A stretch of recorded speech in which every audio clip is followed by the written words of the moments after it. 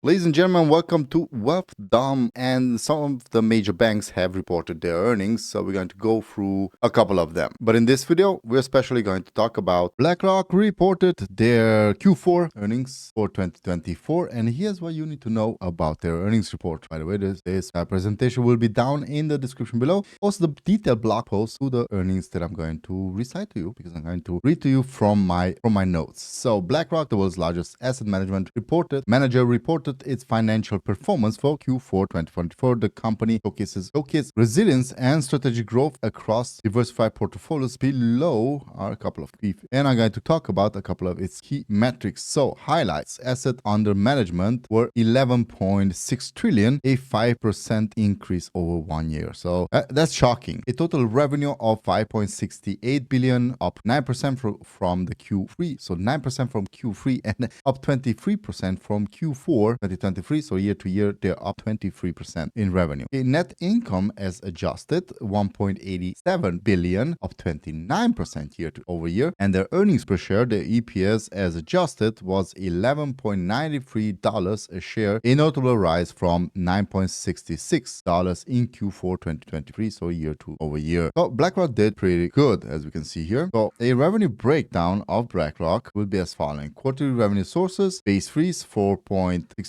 billion, a 23% year-to-year increase. Performance fees, 808 million, 45% year-over-year increase, reflecting a strong fund performance. Technology services revenue, 140 million, a 13% year-over-year increase driven by demand in Aladdin solutions. Advisory and other revenues were 49 million, up 79%. Wow, year-over-year. So that's pretty good. Okay, capital management. Shares repurchased 500 million during the quarter. Dividends 5.1 per share, sustainable at prior levels, and it's pretty low. Acquisition impact: the integration of global infrastructure management added approximately 230 million piece in significantly boosted AAM. Okay, now let's talk about segment highlights. So ETFs and index investments. Who would have thought? ETFs once more. ETFs attracted 143 billion in net flows for the quarter, demonstrating a strong, robust demand for low-cost passive investment solutions. Organic growth in the index strategies complemented the ETF momentum. Alternative.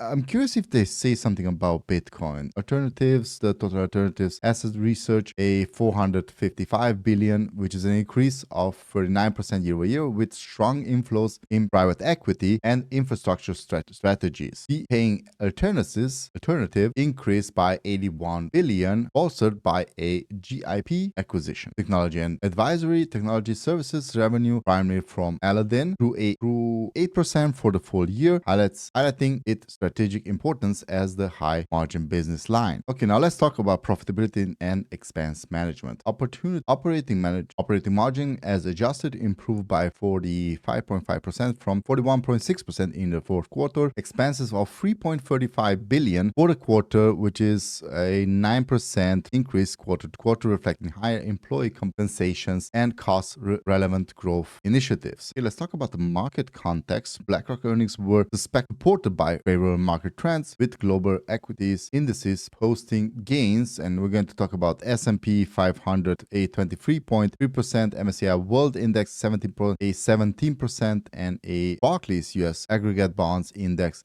only a 7%. We know bonds did not perform this year. Okay, so let's talk about strategic outlook.